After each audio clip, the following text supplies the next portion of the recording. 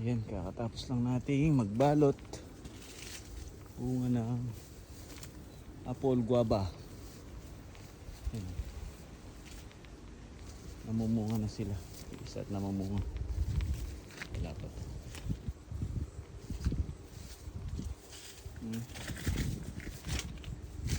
Kasi po ang bunga nito, apple guava.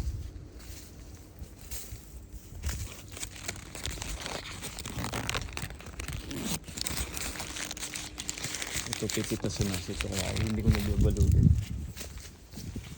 Kaya maliliit pa. Nag-trim tayo tapos nagbalot mga bunga.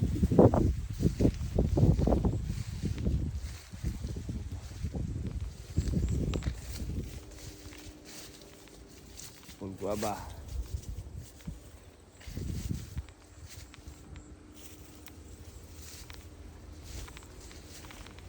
Wow, laki nito.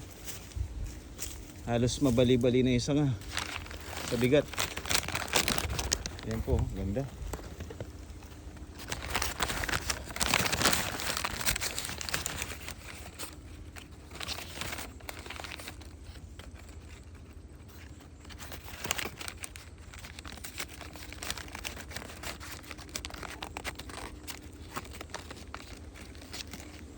Sa Bernis ang pitas nito, Bernis. Nakabalot na po. Kaya binalutan natin dahil maraming naninira, mga white flies. Para maganda yung bunga. Ayan. Ang laki oh. Ganda. Laki. Kasi, alam, balutan natin ito ng papel. Kahit papel na lang. Ganda yan. So, ayun, dami rin tayo nabalot. Hanggang doon. Hanggang doon, may mga nabalot na tayo. Ayun, mas maraming bunga doon banda. Tapos hanggang doon, mayroon pa yan. Mga bayabas. Babalutin natin. So magbalot na tayo. Hanggang dito na muna. At busy na ako. Ang laki oh, ganda.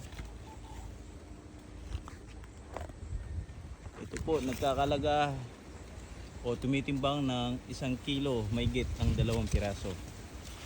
So ngayon dahil pinapatikim muna namin sa sa market, 50 pesos lang kada 1 piraso. Mabenta siya, ang bilis. Gusto nila. May market na po ang mga apple guava. Gusto nila malutong at matamis. Sarap. So gusto nyo magtanim po kayo, investment din. Hindi po sila nahinto ng pagbubunga, lagi pong nagbubunga mga apple guava. Tingnan nyo po, paubos na to, ngayon may bunga na naman.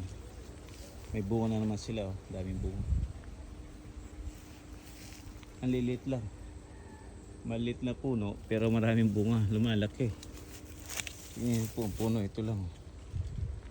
Pero yung bunga, dako. Sabi nga, dako. Hanggang dito na lang po, magbabalot na ako. Hindi ako makapag-video ng maayos kasi isang kamay ko magbabalot. Sige po, hanggang dito lang. Happy farming.